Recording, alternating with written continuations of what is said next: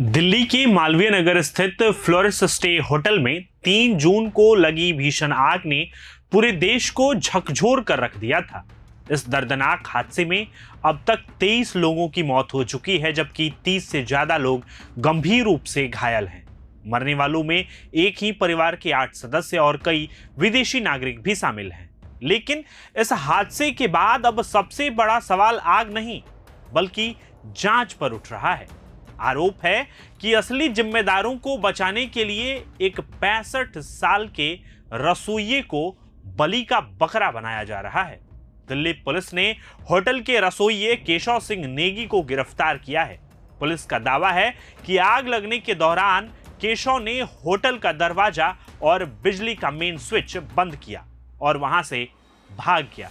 इसी आधार पर उस पर गैर इरादतन हत्या समेत 5 गंभीर धाराएं लगाई गई हैं और उसे 14 दिन की जुडिशियल कस्टडी में भेज दिया गया है।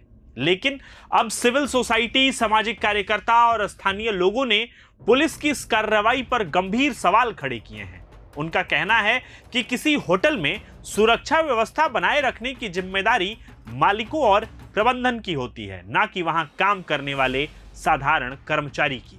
सर, ये मामला है, आपने अभी सुना होगा कि मालवीय नगर में होटल में आग लगने की वजह से 7 लोगों की जान चली गई। उसमें जब जांच हुई तो जांच से होटल के मालिक पर अरेस्टेड आई और जो हमारे पहाड़ी मूल के हमारे केशव नेगी जी जो यहाँ के कुक हैं वो भी अरेस्ट कर लिए गए और उनके ऊपर धाराएं 304 आईपीसी की 304 धारा के अंतर्गत उनके ऊपर केस चल रहा है। तो उसी के उपलक्ष्य में हम एसएचओ साहब से पूरी जानकारी भी लेने आए थे कि भाई ये क्या क्या मामला है, किस किस तरह से ये हुआ। इसके एसएचओ साहब से हमें जो भी हमारी मुलाकात हुई, जो भी हमारा संवाद हुआ, वो बहुत ही अच्छा हुआ और उन्होंने हमें बिल्कुल फैक्ट बताया। देखो, कहीं ना कहीं मिस्टेक तो हुई है और ये बट उस मिस्टेक के लिए एक आदमी को जिम्मेदार ठहराना और उसी के ऊपर सारी चीजें तेज देना, ये कहीं ना कहीं गलत हुआ। और इसके लिए मैं अकेला नहीं, आप मुझसे पहले भी आपने देखा होगा कि अभी भी आरएसएस के लोग भी आए हुए थे और हमारे मुख्यमंत्री साहब ने भी बात करी है। यहाँ के सब लोग जानते हैं कि एक नेग्लिजेंसी हुई है, बट उसका अपराध उसको बनाना ये गलत है। और इस चीज से हमारे उत्तराखंड में, क्योंकि आप जानते हैं कि उत्तराखंड के 60% लोग होटेलियर में, और यही नहीं, इंडिया में ही नहीं, इंडिया से आउटसाइड द इंडिया, तो एक गलत इम्पैक्ट मैसेज चले जाता है कि भाई उसको जिम्मेदार कौन था कि जिसने उसको बिल्डिंग का अप्रूवल दिया, किसने उसको फायर का अप्रूवल कैसे मिल गया, ये नेग्लिजेंसी है। और उसके बाद जैसे एसएचओ साहब ने बताया कि भाई 20 मिनट तक लोगों ने बोल रहे हैं कि 20 मिनट तक पुलिस ने, तो 20 मिनट तो बहुत लंबा टाइम हो गया। उनके आधार पर अभी उनका ट्रायल चल रहा है, अभी वो मेडिकल के लिए गए हुए हैं। कल हो सकता है हम उसके लिए जमानत के लिए अपील करेंगे, बेल के लिए अपील करेंगे, तो हो सकता है उनको बेल मिल जाए। और हम तो यही पारदर्शिता चाहते हैं कि भाई न्याय मिले और इसी न्याय के लिए ताकि लोगों का विश्वास बना रहे कि और जो उन्होंने फैक्ट बताए हैं सचिव साहब ने, जिस हिसाब से मुझे लगता है कि भाई डेफिनेटली जुडिशियल सिस्टम, जुडिशरी इसको न्याय जरूर देगी। मामले को गंभीर बनाती हैं वो जानकारियां जो अब सामने आ रही हैं। बताया जा रहा है कि होटल का लाइसेंस मार्च में ही समाप्त हो चुका था, लेकिन इसके बावजूद होटल करीब 2 महीनों तक चलता रहा। सवाल यह भी उठ रहा है, आखिर संबंधित विभागों ने इस पर कार्रवाई क्यों नहीं की। एमसीडी के सिटी जोन के पूर्व चेयरमैन रेणुका गुप्ता ने भी इस मामले में जिम्मेदार अधिकारियों की भूमिका पर सवाल उठाए हैं।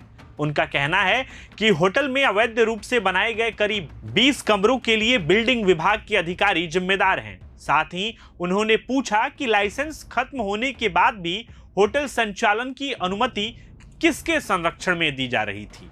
वहीं गुरुद्वारा प्रबंधन कमेटी के सरदार इंद्रजीत सिंह निर्माण ने स्थानीय पुलिस की कार्यशैली पर भी सवाल उठाया है।